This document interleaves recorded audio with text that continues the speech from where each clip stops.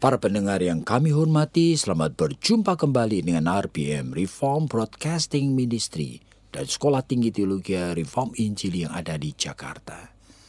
Dan kami bersyukur oleh karena kami masih diberi kesempatan oleh Tuhan untuk bertemu dengan para pendengar semua melalui siaran-siaran seperti ini.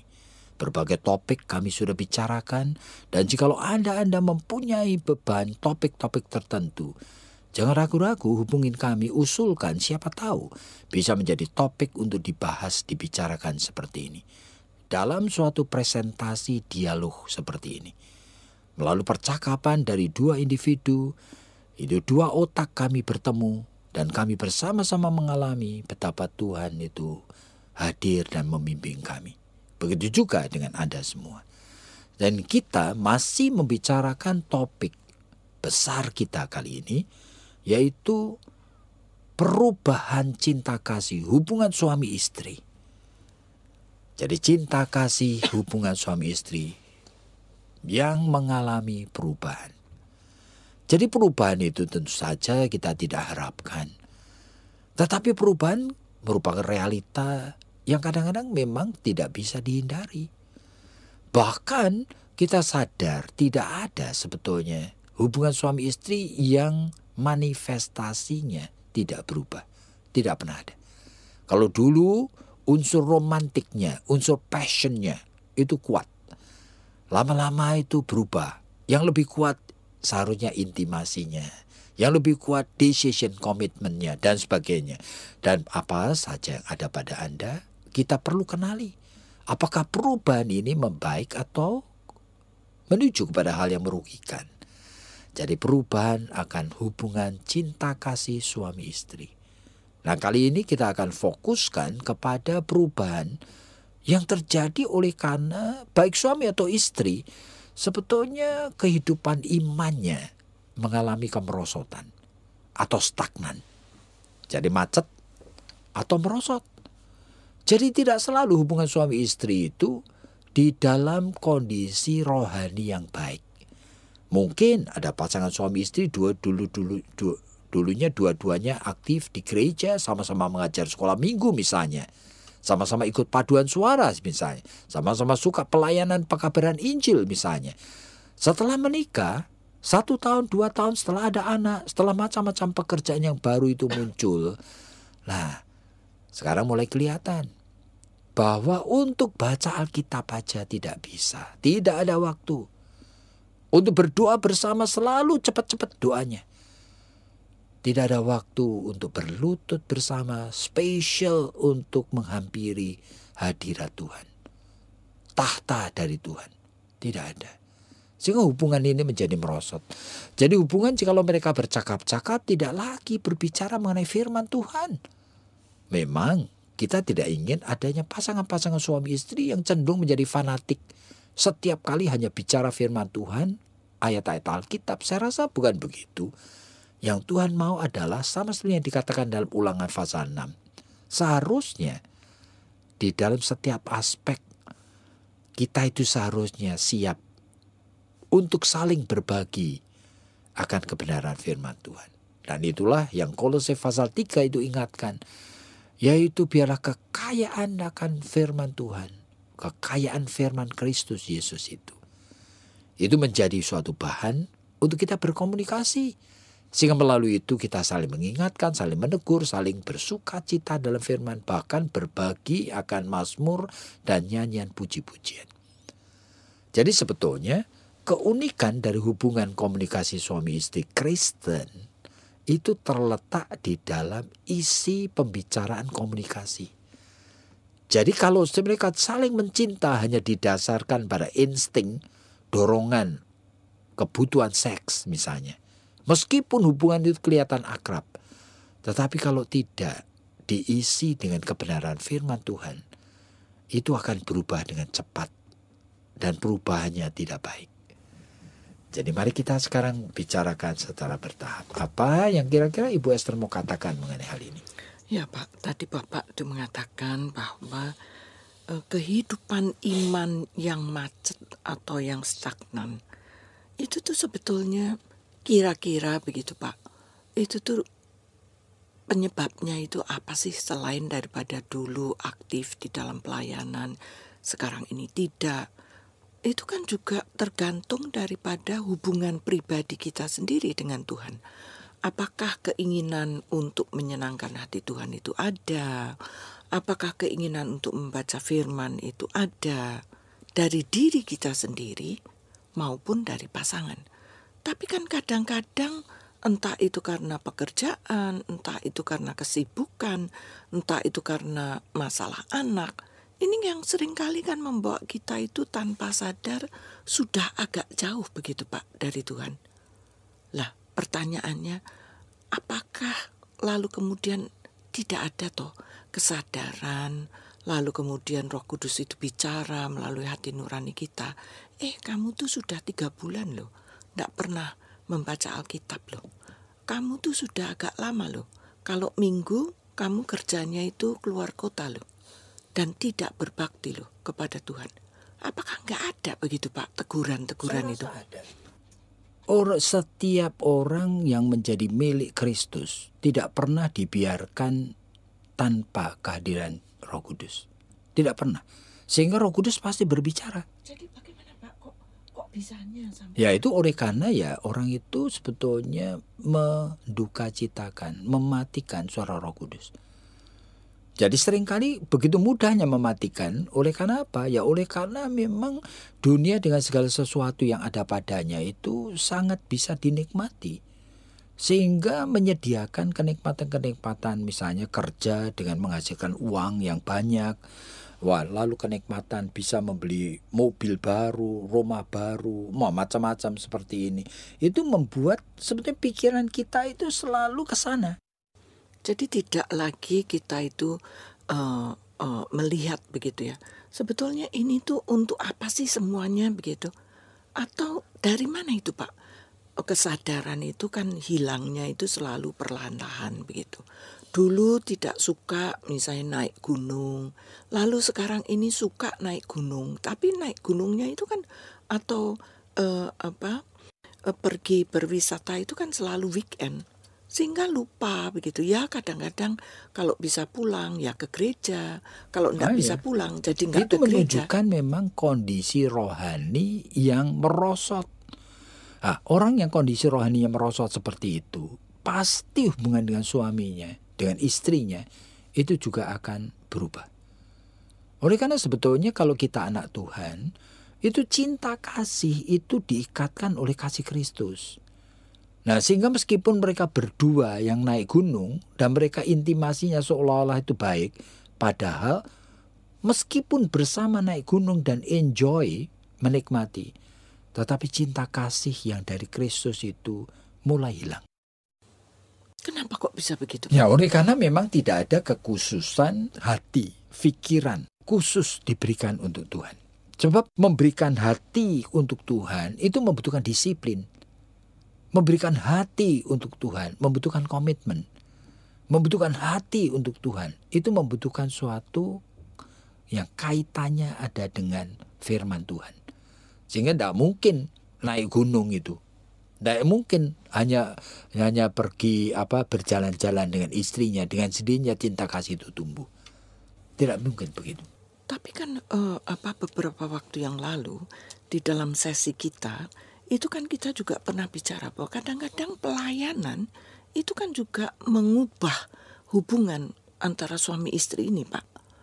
Kalau kita terlalu banyak melayani misalnya di gereja. Nah, makanya justru seringkali ada pelayanan itu sebetulnya itu tidak lahir dari atau tidak lahir sebagai buah-buah roh.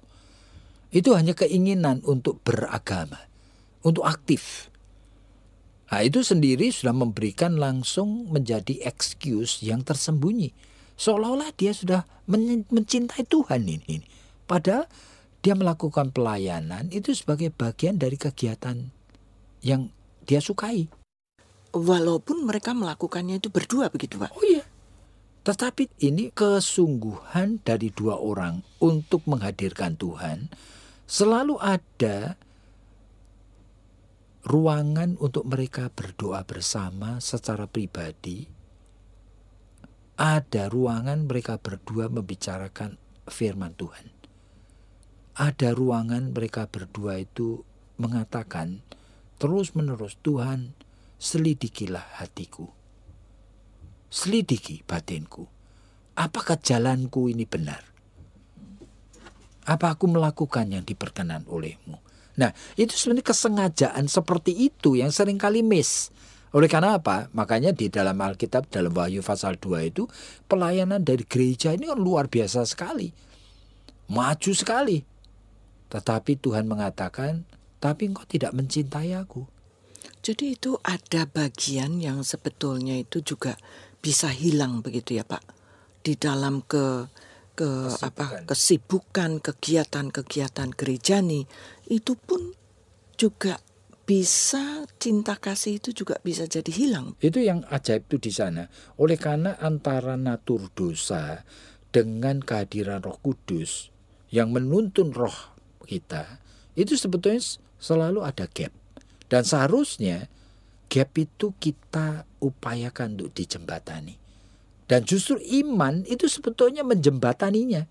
Iman itu adalah tekad untuk membuat kehadiran dari Roh Kudus itu menjadi nyata di dalam kehidupan real ini. Jadi bukan hanya dalam angan-angan, bukan hanya dalam hati dan keinginan kita untuk memuliakan Tuhan.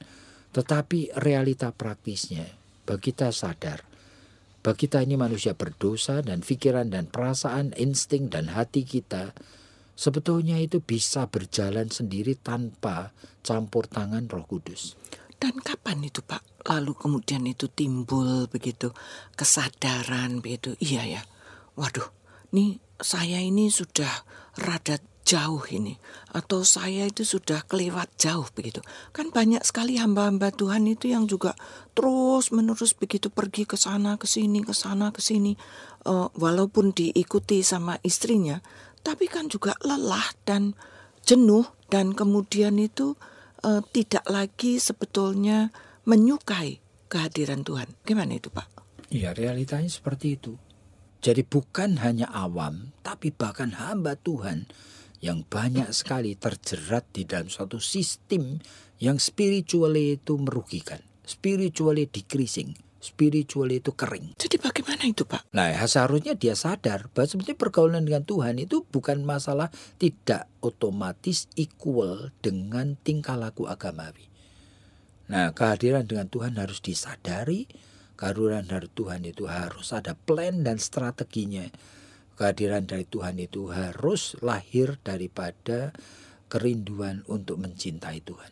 Jadi dengan kata lain Bapak mau mengatakan bahwa banyaknya pelayanan itu tidak menjamin bahwa imanmu itu tumbuh. Begitu Iya, Pak? dengan sendirinya. Itu automatically seperti itu. Justru pelayanan yang semakin banyak semakin menjadi pertanda bahwa iman itu mulai mati. Oleh karena pelayanan yang sungguh-sungguh itu sebetulnya balance dalam hidup ini tetap terpelihara. Jadi kalau pelayanan yang sungguh-sungguh sampai mengabaikan keluarga, itu tidak balance. Dan kalau pelayanan yang sungguh-sungguh sampai membuat dia menjadi ayah, menjadi suami yang tidak bertanggung jawab, sudah pasti dia itu tidak balance ini. Kalau pelayanan sungguh-sungguh bahkan dengan rekan kerja, dia tidak pernah berlutut bersama-sama berdoa. Nah, tidak balance ini. Oleh karena apa? Kepada saudara yang dekat aja, kamu tidak bisa berlutut bersama-sama berdoa. Kamu bahkan tidak ingin untuk kerjasama dengan dia sebetulnya. Waduh, mana mungkin itu tuntunan dari Roh Kudus. Oleh karena tuntunan dari Roh Kudus membuat manusia itu utuh di dalam suatu posisi yang makin lama makin balance.